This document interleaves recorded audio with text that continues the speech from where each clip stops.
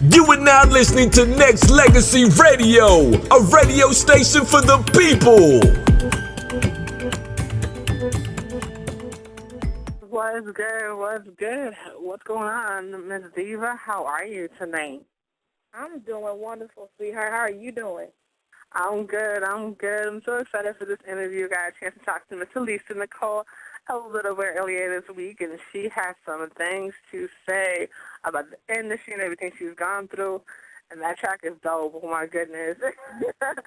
So she should be calling in just a little bit. Calling out of Milwaukee Midwest Stand Up. That's how we do it here on Ladies Night, you know? I feel you. And I do believe we have her on the line right here. Is it a 414 number? Yes, ma'am. All righty. That is my diva. Milwaukee's R&B princess is on the line with us right here on Ladies Night Radio. Hello, sweetheart. How are you? Hey, what's going on, divas? I'm good. How are you ladies doing tonight? We're good. How are you, Miss Lady? I'm good. Oh, my God, it's a blizzard, some type of snowstorm or something going on here in Milwaukee right now. So, oh, my God, y'all got it now? We had it yesterday. So now y'all got that mess? Yes, everywhere. They said, like, we're under emergency until, like, Friday, so it's really bad. Dang. Yeah, oh, my goodness. Yeah, this came out of nowhere. I thought, the snow was just about done, but My goodness. My time for me to... Yeah, she texted me that.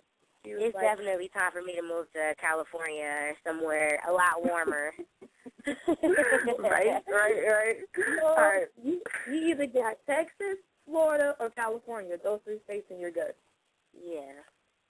Did it just snow in Texas, though? Definitely. Like, yesterday, 2 days ago, didn't it have, like, a big snowstorm in Texas? What? Oh, wow. When did Texas have snow? Nobody's safe anywhere anymore. If you're from Texas and you just happen to listen, please call in. We need to know about this snowstorm. Confirmation. Anyway, let's get back on topic.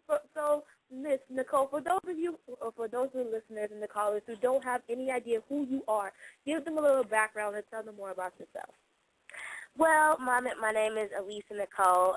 It's my real name, my birth name, not a stage name or a fake name. That's my real name. I've been singing for many, many, many years. I came out the womb singing, so I've done music in college, high school, grade school for as long as I could think of, and I've always wanted to be a singer, but I'm not in a rush. I'm not in a rush at all because I know that what's meant to happen is going to happen. So I'm just giving it my best and waiting for the right opportunity. So, I've been singing for a really long time. I act, I don't necessarily like saying I'm a model, but I do model. But, I guess you would call me a triple threat. I guess that's what you could call me, but... Oh, my goodness. Triple threat indeed. So how did you get your name, Milwaukee Princess R&B? How did you get that title? And, do you let the title get over your head? No, not at all, not at all. I feel that I've actually earned that title, by being, one of the, I'm not saying I'm the only female in Milwaukee that does music, but, I'm one of the ones that actually has been working really hard for a long time, for years, on my music career and, trying to make it to the next level. The princess of R&B and soul is not a title that's just given to you. You have to actually earn it. And I feel that I've been working hard since a child. And, I feel like I've earned it. And actually somebody actually gave me that title. And so we kind of started rolling with it. One of my label mates gave me that title, and we started rolling with it. You got to start with yourself and, tell yourself hey, I'm the princess of R&B and soul, and everybody else will start calling you that. So it starts with you. So yeah, I would say I earned it, and I feel like I'm earning my stripes right now. So I know Definitely. that. Go ahead, Niece. So, Miss Lady, so before you went solo, you were with a group. So what was that experience like? And do you think that you would ever do a group again, or would you just prefer to stay solo? Well, I wasn't particularly with a group. I was with a production group about a year or two ago, and what I've learned from, that whole situation is definitely to not work with a big group of people, just to keep the circle really small and, just keep really good relationships with everybody. And, as long as you keep, your circle really small and you know who's really in your corner and who really wants to help you and, who really wants to, just focus on you as an artist, and everything will be okay. It always has been me as the artist, but, I was just working in a really big group, and sometimes, it could cause a lot of confusion, a lot of, other things that come with that by working with a large group of people. So, right. This time around, I'm just focusing on a small group of people that just want to focus on me and just focus on the main goal, and that's trying to make good music. So, yeah. I see you. Let me ask you this, because, being once in a group and then transitioning solo, I knew that had to be hard, and I knew it had to be difficult. What is it? What is the one thing you can tell somebody that has been in the group, and wants to venture out and do solo, and doesn't really have, really people that they can trust in their corner, because I was always told teamwork makes the dream work. So it's like, how do you venture off from that, from group to solo, and how is it to find the right people to surround yourself with? And that's so true, teamwork, actually, that's very true. That makes the dream work. I would say starting off, don't be afraid to get rid of people who don't necessarily have your best interest at heart. You want people on your team that actually care about you, that actually want to see you succeed without actually wanting something for you. And I know that's kind of hard, having people in your corner that really don't want anything from you. Mm-hmm. I guess you got to kind of build relationships with people and just have that eye, have that third eye. You got to use your wits, and you just kind of got to use your smarts and everything just to, see who's really for you or who's not for you. That's my best advice, because as you ladies know, there's a lot of people that will try to take advantage of you in this industry, period. Mm-hmm. Music, entertainment, all of that, so you got to really keep your eyes open and, really see who's for you and who's not for you. And, of course, and you know what? The crazy thing about it is that probably comes with making a couple of mistakes. You can't go into the industry being naive. You have to be a very strong person, and you have to also just, know what's going on around you, know who's around you, be aware of your surroundings and why are they around you, and, why do they want to help you. Because it can also be the people that are closest to you as well. Mm-hmm. So, you just got to what music have you listened to? Learn people. I'm sorry, say that again? So what music have you listened to that's influenced your style? Oh, that has influenced my style over the years. Oh, my goodness. I would say Lauryn Hill, starting with Lauryn Hill. Mm-hmm. That was actually the first, she actually, her song was one of the first songs that I heard, which was The Sweetest Thing. I'll never forget. I was about 13 years old, and that song came on the radio, and I was just like, oh, my God. I always sang my whole life, but when I heard that song on the radio, I was just like, oh, my goodness, this is what I want to do. I want to make videos. I want to get on the stage. I want to, because before it was just my family pushing me. And you know how when you're young, your family makes you perform, or you have a mom or somebody in the family that, kind of I was blessed to have somebody like that to help you cultivate your talent, but you know, I decided to make the decision on my own when I was about 13 when I heard that song. I was just like, oh, my God, this is what I want to do. You know, Lauryn Hill was the truth. And, you know, from that point on, you know, I started taking a notice to Beyonce. She's one of the greats, you know, as a performer. You know, I really looked up to her as a performer. So many other people, but those are the two people that, you know, I really looked at as far as vocals and performance. So, right. I definitely feel you on that. This is Ladies Night Radio with our guest Alicia Nicole. That is her stage name and her real name. You can follow her on Twitter right now, just like it sounds, at Alicia Nicole, ALIESA Nicole. All one word, no space between it. If you get lost, just mention me and I'll help you out. So, out of all the people, all the entertainers in the business or outside the business, who do you want to work with or who you want to do a future collabo with, dead or alive, and why? Well, I would love to do a collabo with CeeLo, actually. Wow. I would love to work with CeeLo because I think that CeeLo is a phenomenal writer. And I think he's a great artist. He thinks outside the box.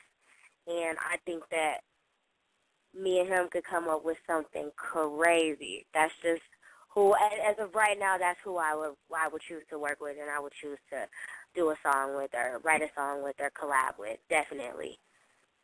Oh, goodness. So y'all would do the remix to Forget You, huh? Forget You. I could definitely see that in the future, yeah. But, you know, he's so diverse. He, you know, he can do a soul song, an R&B song, a pop song, who knows what. Lord knows what we would come up with. I just think that we would come up with something really crazy. So. Oh, goodness. Like, how do you feel about these reality music shows like The Voice and American Idol? Do you really think they're actual music shows? Or do you think it's just a cheap way for people, you know, to get exposed and not really doing the hard work? No, I think they're actually, you know, music shows. I think people are actually being discovered. I've actually auditioned for a lot of those shows before. I had a private audition for The Voice, and I know personally The Voice, they want people who actually are artists. You know, they want to see your resume. They want to hear your music. They want to see what videos you have out. It's really interesting. I was really shocked when they wanted to hear the songs that I had on my album and look at my videos, you know, before I went to California to audition for The Voice. So I think these shows are very serious, you know. We've discovered so many great artists over these years, such as Kelly Clarkson, Jordan Sparks, Carrie Underwood, you know, some of the people that are going to be, you know, in the history of music for a long time. So, you know, I think that these shows are very, very real, you know, and I think that they do discover really great artists. Oh my God. Yeah, and I would go on anyone in a heartbeat.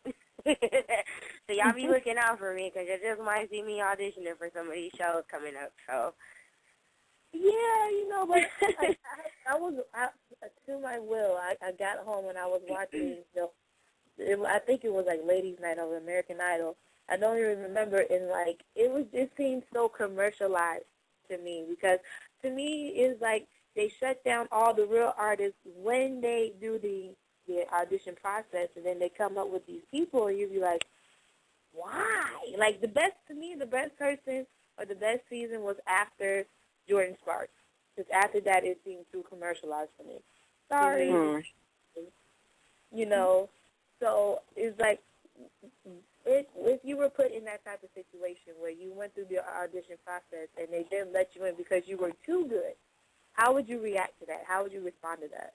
Well, it actually did happen on American. And it's so funny because it happened with American Idol. You know, I was a little disappointed, but it didn't bother me that much because, you know, I always say what's meant to happen is going to happen anyway. And, you know, we're all destined for something. And, you know, I feel like if you have a dream and you truly believe in it, then, you know, it's going to come true with hard work, you know, and you can't be afraid of one closed door, because every one closed door equals 3 more doors that are going to open for you. You know, right. You got to be positive. You got to have that positive state of mind. And, yes, I was there, and, you know, the American Idol audition was actually one of the auditions that I stood in line for almost a whole day, and it was raining. It was terrible, and, you know, I made it to like the third, and people don't know. You know, they just show you the all smiles and, you know, the happy times on TV. But I went through like 4 auditions before it was like one more audition before you get to the TV part. So like 3 sets of 3 different judges, you know, judged me, and they kept sending me to different rounds before you can even get to the TV part. You know, so it's very, very long, and they cut a lot of people that could sing. Yeah, I mean, a lot of people. I've seen. Yeah, I've definitely seen that. I'm like, what do you mean he's not going to Hollywood? Did you hear his voice? Are we watching the same person? Are you kidding me? They cut so many talented people. I mean, they even cut people that I thought were super dope. I'm like, wow. Yeah. You know, so I don't know, you know. I guess, you know, they know what they're doing, but, you know, Simon has another show. What's the show called? X Factor. X Factor. I think that's a pretty good show, too. I like that show. I'm thinking about trying to audition for that. Well, thinking about going to audition for that show. Yeah. Nice. Yeah, it's fun. Why not? I mean, try to audition for everything. You never know what might happen. And Exactly. You know, you'll get like a good experience out of it anyway, and meet new people. You know, you just never know what opportunities might happen. Definitely. When you go and surround yourself, you know, with a lot of people that have talent. So, yeah, it's fun. Definitely. Baby girl. Yes, ma'am. Do you see the 312 on the line? I do. I have one more question before I put this special guest on. Wait a minute. I'll just say. I see it. Stay right there. Don't go nowhere. But one final question before, you know, I put this young lady on. I mean, who would be the one person you would have to say has been in your corner right about who really had your back? Like, out of all the people on your team, who was that one person that would have your back, and why? And why is it not important? Why is it so important, I should say? I would have to say it's actually been 2 people. I know you guys said I have to say, you know, I only have to say one, but there's actually been 2 people that's been really supporting me, and, you know, that has had my back, like, throughout everything. And I would say my mom, and I would say my label mate. And his name is Rodney Poe, and he's just super talented, super dope. And he's actually one of my writers as well. And I would say, you know, they both have had my back and have supported me, you know, from the beginning until now. And, you know, I know there's nothing that they wouldn't do for me. And I know if I were to have an audition tomorrow, both of them would come with me or one of them would come with me. But, you know, it wouldn't be a no. You know, they would find some type of way to come or try to help me or whatever. So those 2 people I know definitely have my back, and it's good to have those type of people in your corner that fully support your dreams, you know, so. I understand you. This is Ladies Night Radio, and if you want to talk to our guest, you can definitely do that by typing in 949-270-5912. Make sure you press that number 1 if you want to be heard. And right about now, this person has been holding for the longest, and from the 312, it's the 669. You are on Ladies Night Radio with Danaya, baby girl, and our special guest, Ms. Alicia Nicole. Who is this? Where you from? Let her know who you is. Well, hello, ladies, and hello, divas. It is your girl, DJ First Lady. I had to come in and do a pink glitter cosign in my magenta hot pink glitter, as I do. Not for everybody, but especially for my baby girl, Miss Alicia Nicole, because she is from the hometown, Milwaukee. So shouts out to her, and I just wanted to stop in briefly and shout out to Ladies Night and, of course, all the ladies and sisters around the world. But just to give you guys a little outlook on the future. She's going to be a superstar. She already is, and she's on her way to very quickly. She's going to hit the charts, and I'm very excited for her new album and what's to come. If you look at the industry as a whole right now, and one of the comparisons I always tell Alicia is I compare you to Keisha Cole, because that's kind of her sound, her storytelling. But she has, what Alicia has that Keisha Cole doesn't even have is she has a broad array of sound and artistry. So many people can't compare to that. And so what Alicia is getting ready to do is take over that whole game. The R&B isn't being touched like it used to be touched. So, it's definitely not. And so we're just really, really excited. I'm really excited, and that's why I'm standing behind her 100%. And, she knows she has a big sister in the game. And so I'm just really excited, and I'm excited for you guys to be able to debut her song tonight. And so, yeah. Yeah, thank you. Thank you. That right, lady. She's actually the one who introduced me to Alicia's song. I heard her the most, and I was like, oh, my gosh, who is this amazing artist? And so it's really cool we were able to have her come on and talk to Alicia offline, and she's a really, really awesome person on top of being an incredible artist. So look out for this new record. She's going to be killing the game. Thank you. And thank you, Lady. Lady is busy. She plays my song for everybody. I get so many followers and, comments on the song. So thank you. Thank you for, just sharing my music and wanting to help and be a part of the movement. I really appreciate that. Definitely. Of course. You're the one that's putting all the work in, girl. Oh, my goodness. Now, before we let you go, I know you're active on social media and things like that. For serious inquiries or for other booking of shows, where can people be able to contact you at? Okay, for bookings and serious inquiries, they can contact me. This is kind of long, so I'm going to repeat it twice. So they can contact me at mealstar.ent2013 and it's spelled like MILSTAR.STAR.2013 Did you guys get that? Yeah, you guys. Got it. Okay. I tried to go slow enough, but yeah. So that's where you guys can putting it out and making sure that people got it. Yes. Yes, and if you didn't get it, you can just download the show. Hello, duh. Right. And replay it back as many times as you want. Or you can hit me up or you guys can hit me up on Facebook or Twitter, and like she said, it's all one word. It's Alisa, ALIESA, NICOLE. It's the same on Twitter and Facebook. So if you guys have any business questions or anything, just hit me up, and we'll contact you right away. Oh, my goodness. Cool. So, yeah. Let us know when you have your album out and, want to do a release or whatever. Just let us know. You can bring it back on. Well, I'm actually having a listening party coming up within the next couple of months. Okay. And I would love to come back on the radio show and let everybody know about it. And I would actually love for you guys to come as well. So, I'll definitely be keeping you updated. Just tell me when, the date, what time, and how much it costs me to get there, because I knew I had to fly. I'm from Florida. I don't believe in taking Greyhounds to Milwaukee because that's too much of a drive. Don't do that. Please take a plane. Right. Don't do that to yourself. No.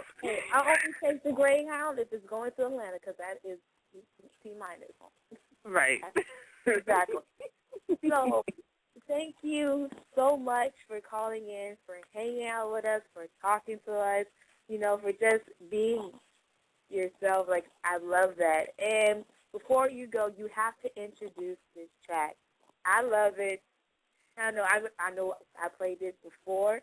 You called it, but I'm going to play it again just because I can do that. And it's Well, Ladies thank Night you. Radio, so, you know. Well, thank you so much, Ladies Night Radio, for having me. I really appreciate it. I can't wait to come back on the show. I love you, ladies. And, Danaya, did I say your name right? I'm so sorry. Danaya, it's okay. It's all good. Danaya, okay. it's all good. Thanks, you were on me. Thank you for staying on me all week. No, you were on me for like 2 weeks. So thank you for staying on me. You know, kept me on track, kept me in the loop, and, you know, I was able to get all my information to you guys, and I'm really excited to introduce this single because I really worked hard on it. Me and my label mate really worked hard on it.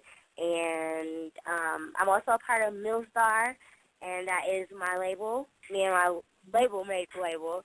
So I just wanted to introduce Millstar to you guys, and here's my song, Hurts the Most. Take a listen. Let me know what you think. It's a hot single. You guys are going to be hearing it on the radio soon. Check it out. Yes, ma'am, and you'll hear it first right here on Ladies Night Radio. This is Ladies Night Radio with your host, Baby Girl, from the 813. Shout out again to Miss Alicia Nicole for calling in, for hanging out for 30 minutes strong. We definitely love and appreciate your love and support. Make sure you go hit my girl up at Alicia Nicole, just like it's spelled, just like it's sound. And if you want to tune into the topic of conversation, you can definitely do that at 949-270-5912. Make sure you guys press that number 1 if you want to be heard. Now go put in Danaya back on the line. Sis, you're awesome. What's good? Oh, my goodness. She is dope. She is really talented. And make sure y'all check out for her because her vocals are she is bananas. So the topic of Ladies Night is African American History Month, aka Black History Month. You know, I was trying to be proper with it. It just didn't work. Sorry. Right. So we're talking about Black History Month, and we have 2 things to discuss. You know, and we do have a top 10 for this topic. Since there was no such thing as a top 10 for this topic, we made a top 10. Yes, that's right. Nexxlegacy.com made up a top 10. It's going to be awesome. It's going to be great. So the first topic is, why is it that people don't acknowledge the fact that it's African American History Month? You know, we've done it for so long, for so many years. You know, and it seems like every time a new year comes around, it slowly but surely fades away. And it's come to the point where the president has made a declaration to say the month of February is, in fact, African American History Month. So professors and teachers and everyone in your surroundings, take heed, take notes. Make sure you know you express how important it is, you know, what African Americans did for this country, because it seems like we have been strayed away from that, you know, especially with all these reality TV shows and rappers who don't know what they're rapping about. And, you know, they have this image of us on TV, but they don't even, like, people don't even realize, or they fail to realize, you know, that we're just more than just chicks shaking our behinds in music videos, or we're more than just chicks throwing bottles at another chick because she quote-unquote slept with my man, and we don't even know. We're more than that.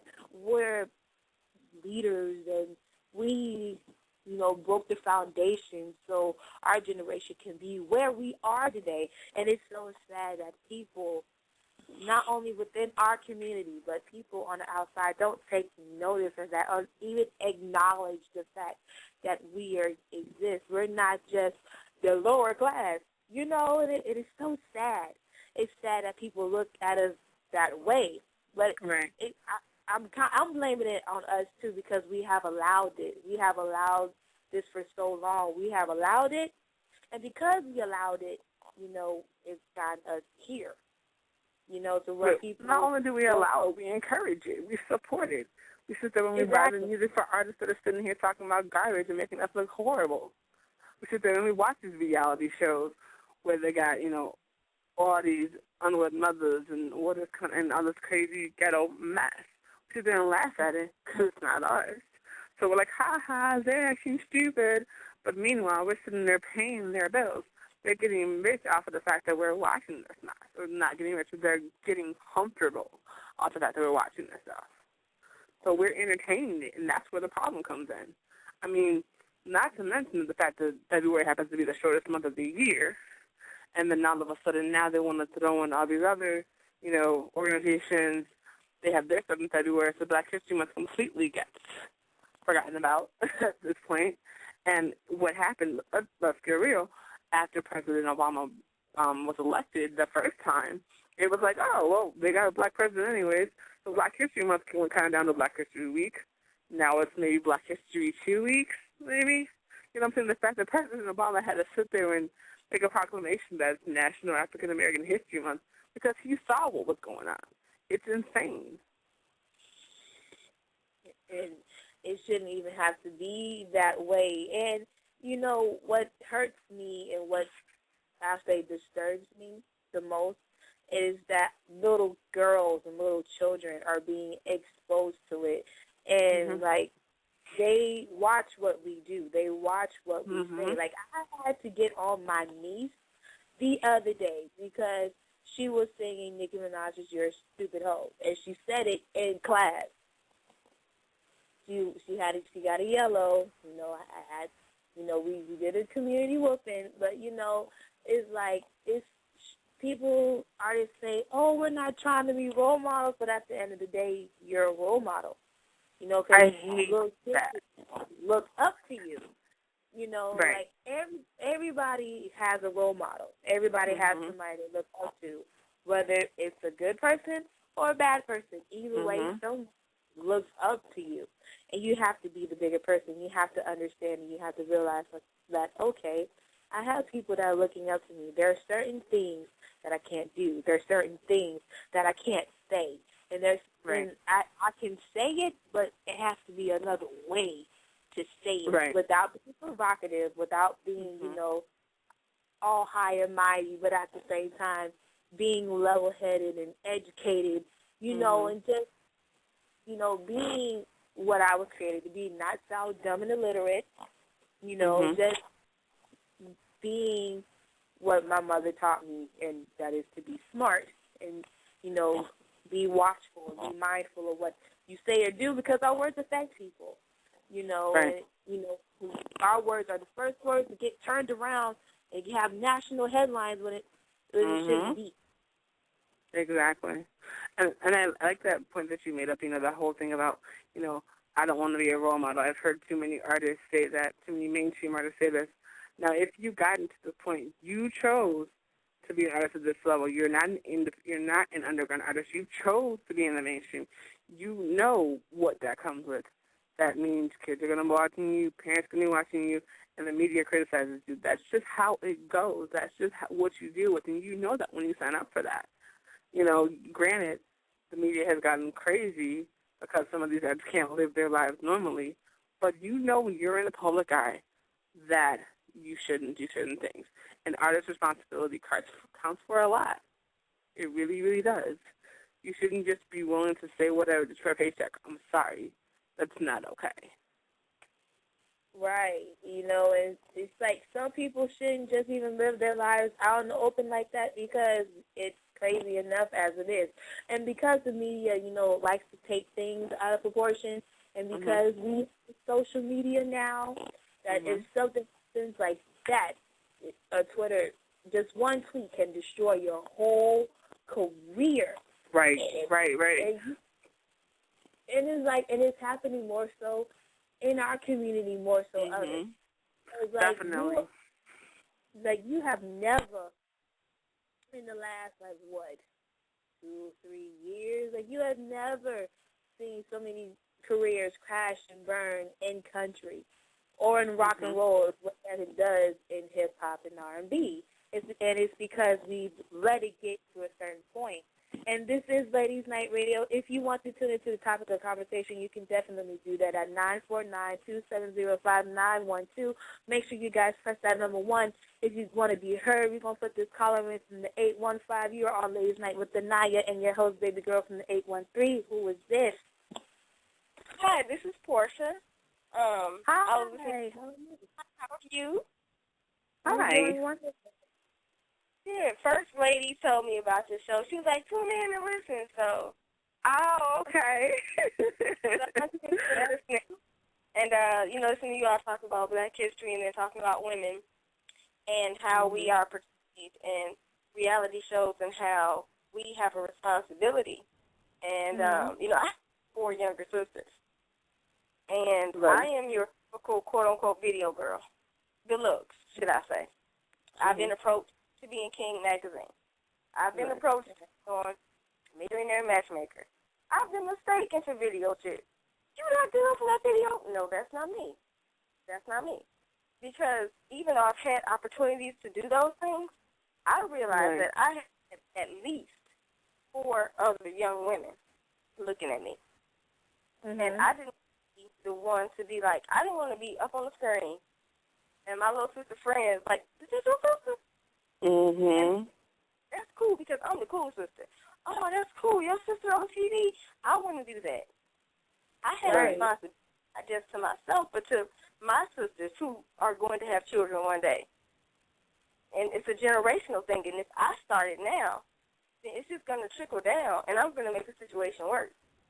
Like, every situation, just as a money-making situation, is not the best situation. Because it's with your clothes off. There's ways to make money and still be a lady at all times. Work in the entertainment field. And it really irritates me when I'm in VIP and people automatically assume I'm with one of the guys. Because that's all they see. Right. So we're not only in VIP because they asking somebody in VIP. It's not because of their married. Right. Right. Well, let me ask you this, because you brought up a good point. That you said you had like 4 other sisters that are looking up to you, and hopefully, like one day they'll have children and children.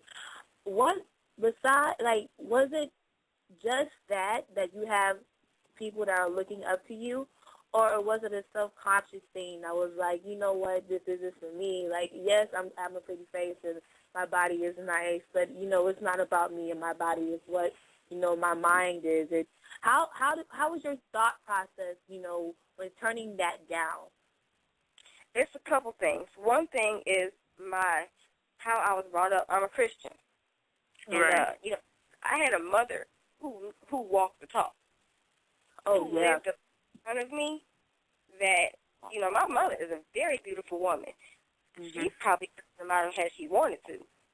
Right. But instead, she went to college with 2 kids, mind you, and finished.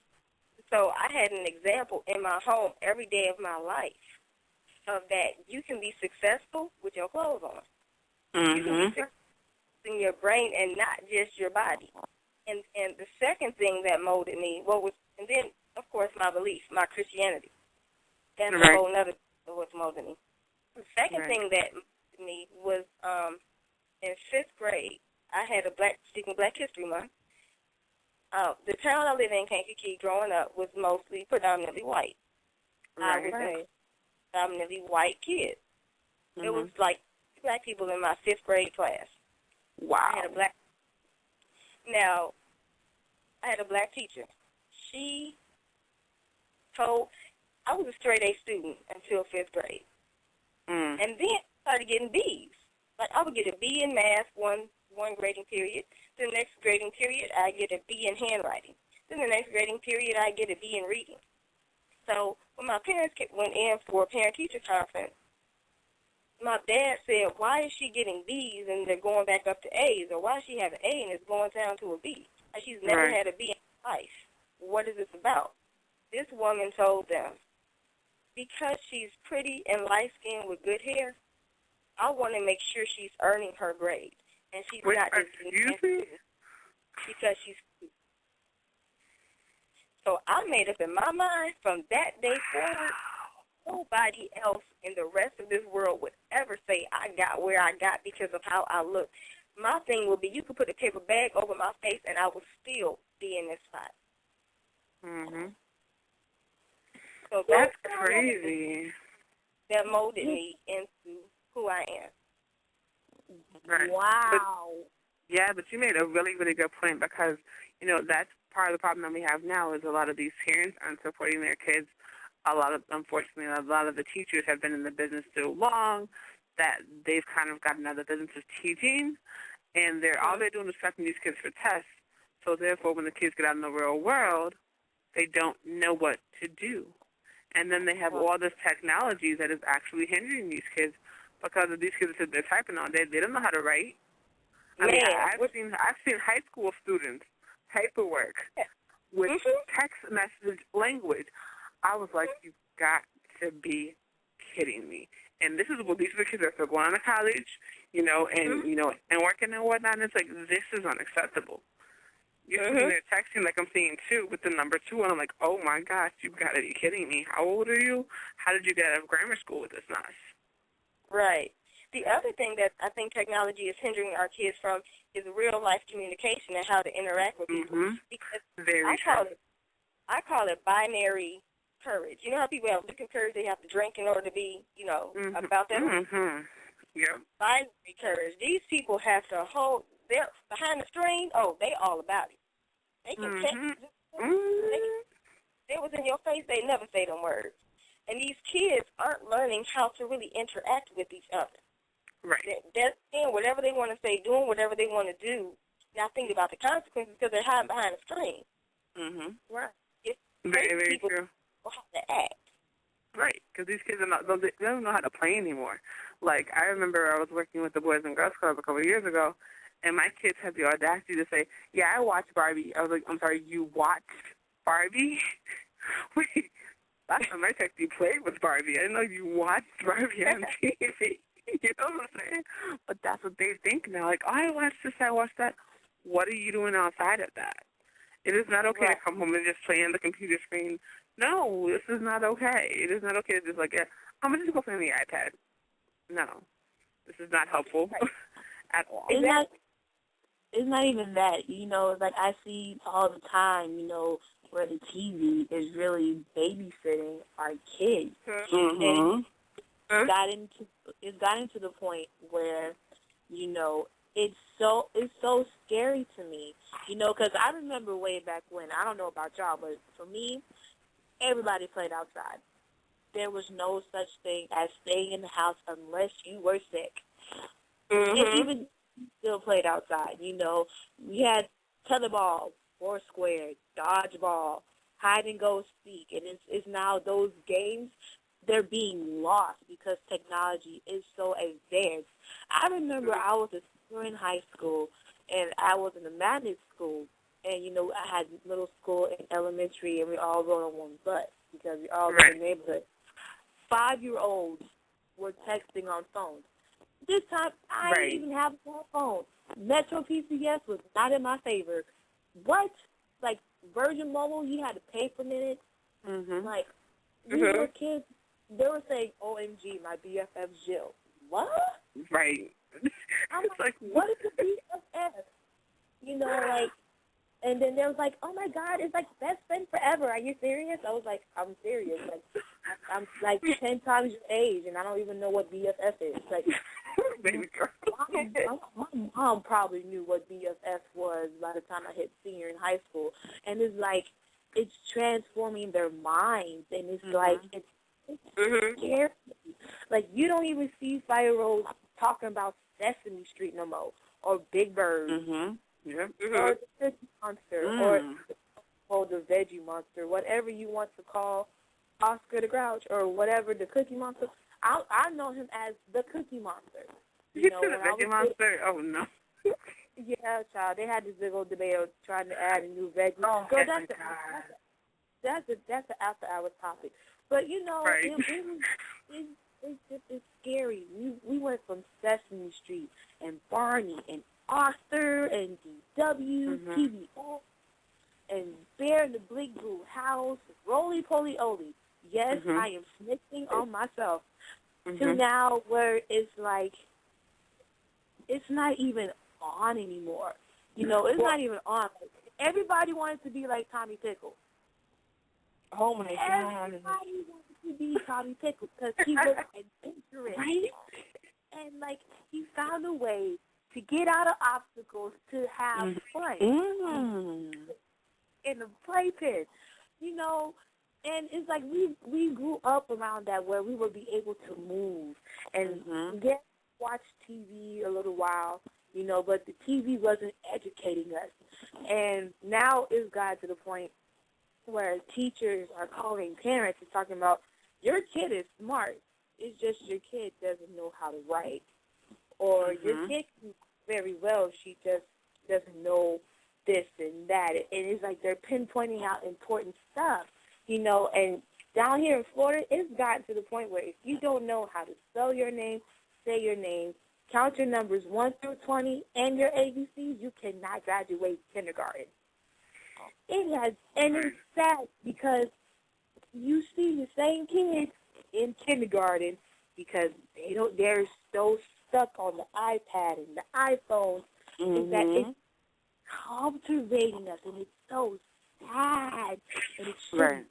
Another is they want to, you know, tell these kids they have ADD and they can't pay attention. They don't make them sit down and shut up somewhere. They always have to get tired. Like, we have to give them something to do while they're driving in the car. My nephew, I was taking him home to meet his mom. It was about a 30-minute drive, and we put his PS2 in the trunk on accident. So we're driving, and he was like, oh, my God, what am I going to do? I gave him a keychain and a ring. I said, use your imagination, have fun. He looked at me like, what? You going to be okay for this half hour. I promise you will. Right, exactly. I die in these 30 minutes. And if you do, it was your time to go. I love you while we had a good time. I'll see you on the other side. He looked at me like, are you serious? Like, yeah, you're going to sit there, and you're going to be quiet. You don't get the opportunity. You don't have to be occupied 24 hours of a day. You're going to sit there. You're going to use your brain. And you're going to be quiet while you do. Exactly. Yeah, because I remember when we would just have, like one doll. Like, you have one toy that you are allowed to take when you go out. That is the rule. That is it. That is all. And it was not no iPad, nothing like that. I had my doll, you know, that I took with me everywhere, and that's just what you do. You play with that, and you're done. You didn't have, like, the whole toy box in the bag, you know what I'm saying? Or, like, you know, or have all the games on the iPad or computer or screen or whatever the situation may be. Because these kids don't need to be occupied 24/7, just like you said, and I think that's what we've gone to, the fact of, like, pleasing children. And that does not work. For so many reasons. It's like instead of taking the time to train them up as we're supposed to, preoccupying them. Instead of taking the time, you give the child the iPad, they don't sit there for an hour, 2 hours, and you can go do your thing. You don't have to worry about them. You know that once you become a parent, that is your job. Your job is to be a parent. Everything else is secondary. Yeah, like I would rather have my niece come home from school and talk to me for an hour and 30 minutes about what she did from 8 o'clock when she walked through that door to 4:15 when I pick her up. I would rather her talk me to death than for her not to say anything at all. Because she's a kid and she wants to be able to express herself and tell you what happened. And, you know, just like talking in the car, I love to hear her talk or I love to hear her sing because she's becoming a little singer. You know, I don't like when she talks back, though, but I love when she sings. And this is Ladies Night Radio. If you want to tune into the topic of conversation, you can definitely do that. 949-270-5912. Press that number 1 if you want to be heard. We're going to add the First Lady of Branded After Dark and New Edition Radio, Miss Sweet Erin, in the house tonight with Danaya, Portia, and your host, baby girl from the 813. Earn, what it do, girl? What's up, ladies? What's good? How's it going? I've I've been listening, and I was a little late on the interview. I apologize. I'm gonna have to go back and listen, but I caught the end of it, and it sounds like you guys are really doing a great job. I'm intrigued to go back for it, but yeah, I wanted to call in and agree with you guys. Like my niece and nephews don't know what I mean. Like you should have seen their faces the first time they realized that like there are actually vehicles out there that don't have a TV built in them. Wow, like, really? Yeah, like they were like, what are we supposed to do in here? Like, look out the window like I had to when I was your age. Right. I mean, I totally agree, and I also agree with Portia as far as parents do. It's more about preoccupying the kids, and that's not right. I mean, as parents, we need to get on our jobs and do our jobs. And having your kid preoccupied, all the time, you have to stimulate their minds. Kids nowadays are way smarter than what we were growing up, to be honest with you. And which gives us a harder job to keep them stimulated. But Right. It's worth it, because if you don't, you're going to end up with a smart kid that has nothing to do. That instead of going out and doing these, like the kids that are on these video games and learning about computers and things like that never go outside, they're going to turn. They are our future computer hackers, and they need to be put in positive roles and positive programs and things. Yep. Yeah, and the thing about it is we don't have enough of that. We don't have enough programs and things to keep our kids stimulated, and keep them focused and keep them, asking questions about their culture, no matter what culture it is.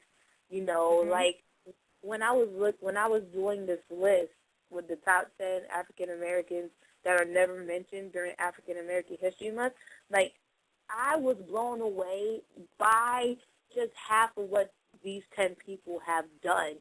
And it's surprising because you hear about the Malcolm X's and the Martin Luther Kings and the Rosa Parks and the Barack Obama. Right.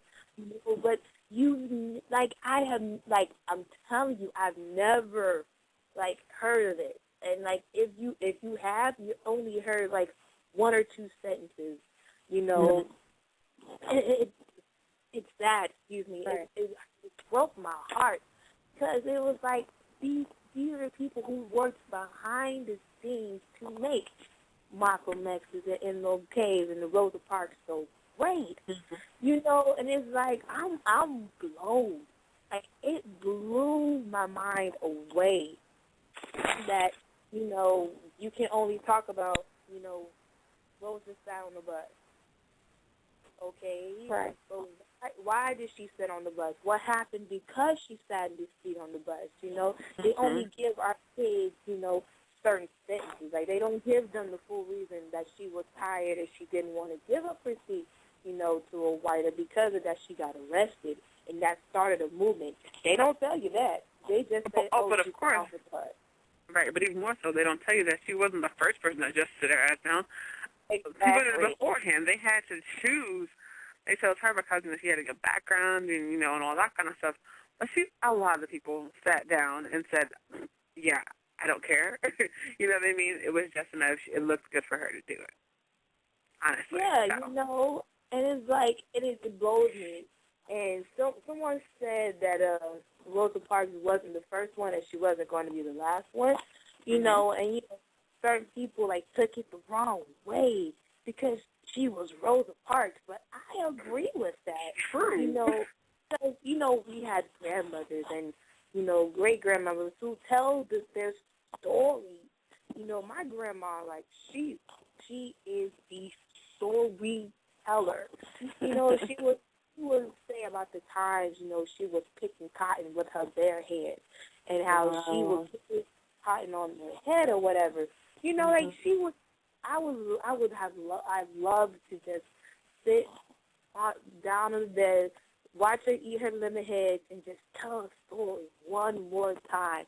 And it's like our generation, we take that for granted. We take those stories for granted because in the stories, in their struggles and their hardships, there's a lesson at the end of the day to make us stronger. And it's like, I miss that. And our generation is longing for that.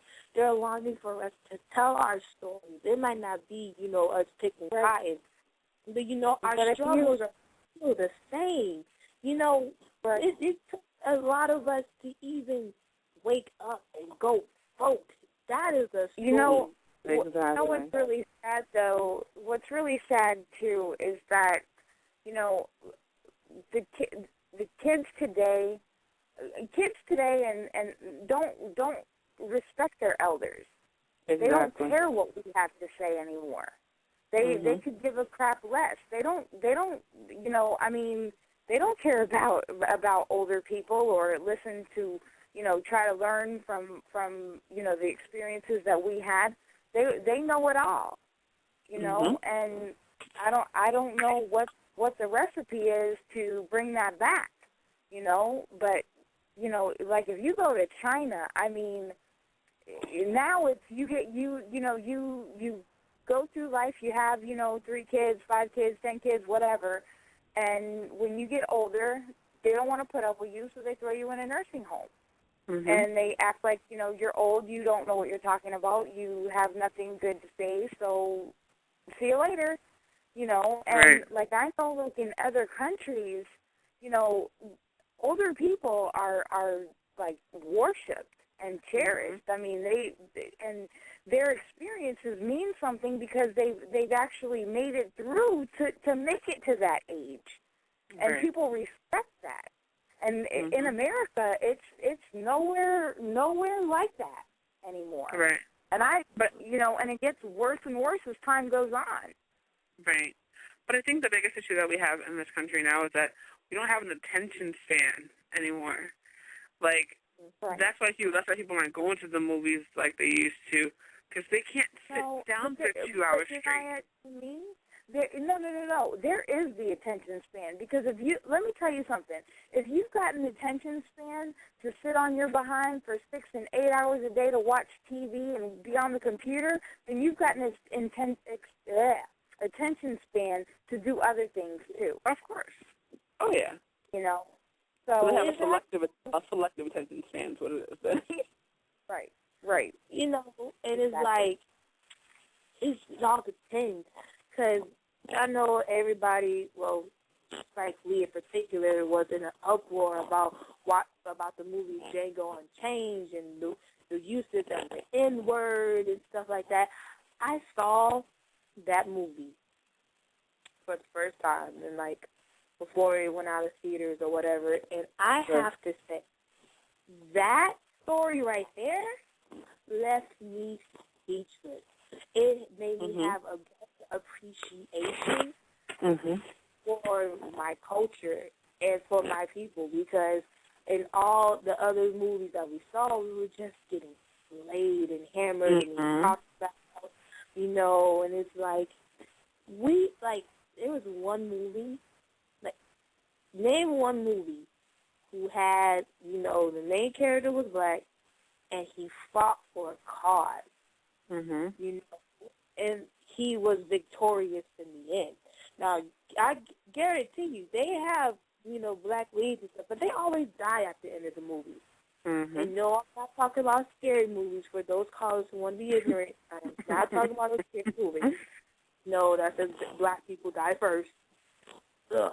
No, we're talking about a real documentary, where the heroine or the person who saves the day is an African-American and was fighting for a cause.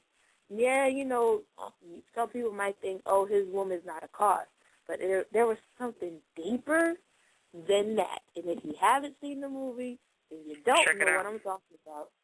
And we're going to also add Cousin Lou, a.k.a. Poppy Lou, right here on Ladies Night Radio. Cause what do it do? Woo-woo. What's up, ladies? baby girl Danaya. It was good with everybody.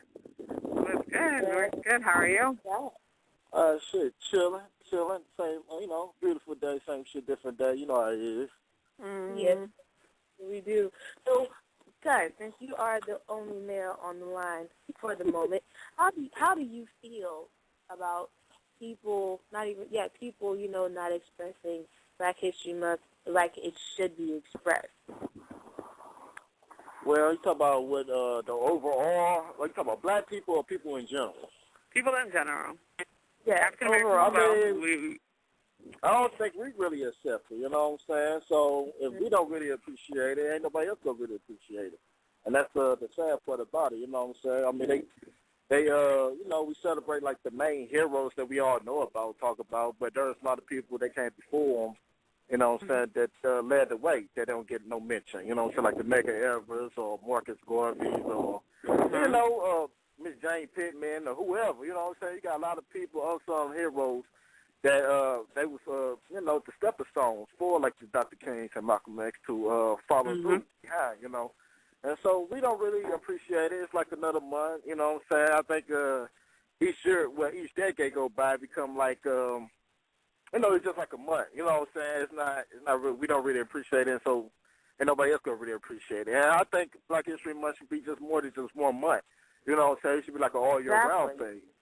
You know what I'm saying? Exactly, because you know what? Whatever color you are, if you're in, it's not. It's American history. American to me has no color. You know, so that's black, white. You know, everybody needs to be included in American history. Period. Nobody should just have a month or a day or a week or whatever. It should be American history. All of it included. But I think the biggest thing is the fact of, like, African Americans literally have invented a lot of things that we use every day, and they just don't get credit for it. And that's the biggest problem. It's like, go ahead. I mean, if it wasn't for a black man, we wouldn't have a refrigerator. Or a cell phone. Or super soakers. Or a pacemaker. Yep. Or the little thing in the light bulb. Damn. Yep. Or how about a refrigerator? Right. Yeah, but but they don't want us to know that, though. You know what I'm saying? It's all a process where, they want us to, they could give us credits on the sports and all that type of stuff, but when it comes to, like, real things that really change the world, they don't want us to give us credit for, and that's just a part of the plan, the system. You know what I'm saying? A lot of people don't even know all that stuff, but, we just good for being entertainers, singing, dancing, playing sports. Okay, we give you credit for that, but for us, like, things that really change the world, they won't give us credit for. And it's just how it is. But that's why it's up to us to express that. That's why it's up to people, that are in radio or in media to go back and look and see what did African Americans do for this country that's not being acknowledged. That's what this platform is for, to say what's going on. Because the mainstream media is not going to talk about it. They have their own list and agenda of what they want to talk about. We can make our own of. Therefore, we can talk about what we want to talk about. That's why we're talking about this today. Exactly, but we don't own, but see, that's one thing we got to come together for all that. You know what I'm saying? Like, we don't have Of course. We had one network, but, that's been taken over. So, we don't have no newspaper company. We don't have no media outlet to move. So, we got to go from the ground up, put our money together, how the other people did it, and start doing things like that. Or else we just go get fed information what they want us to see, Right. So all the information we need, we can find it in books. So we have social media to help spread, or we do have newspapers. We do radio stations, but we use it for the wrong. Exactly.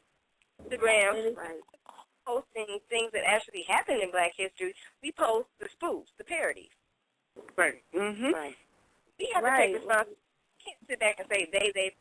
Just say, ain't nobody ever gave us nothing. You got to work towards something.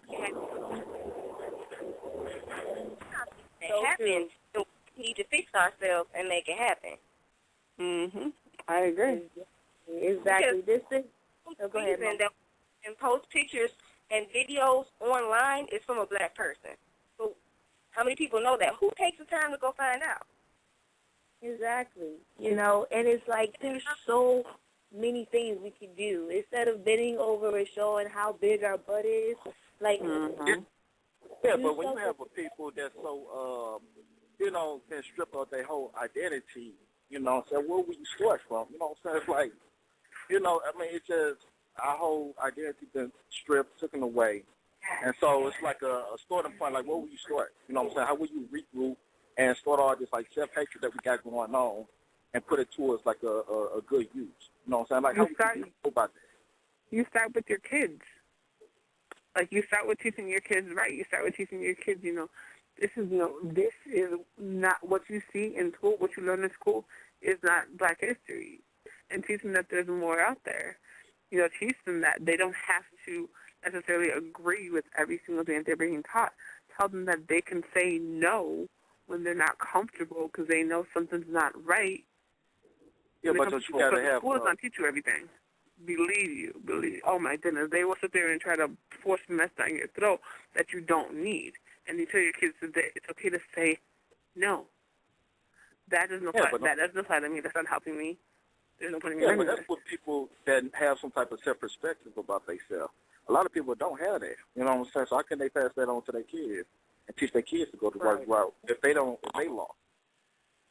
Right. That's another problem. You know what I mean? That's another problem. Go ahead, Mama. I was saying that's what those of us who do have the self-respect, well, we need to step up because it takes a village. Mm-hmm. I can only speak for, myself, not putting myself up on the pedestal, but our church has a youth group. Well, what we saw in our church that we had a lot of kids who were going astray. So we created these different groups, different ages, and we brought in people, and we have people who come in and talk to them and show them differently than what they're learning at home. Mm-hmm. So them and talking to them and mentoring them and taking them places that they normally never get to see. Places mom and don't take them because we saw a need. And so we had to step up and fulfill that need. And that's what we have to do as people, not just Black people. So if you see it in your community, we have to stop becoming that village again. And it starts with each individual person taking the initiative upon themselves. You see a need and you step in and you fill it. Right. That's true. This works too. Yeah, it is. Thank you for listening to the #1 radio station for the people.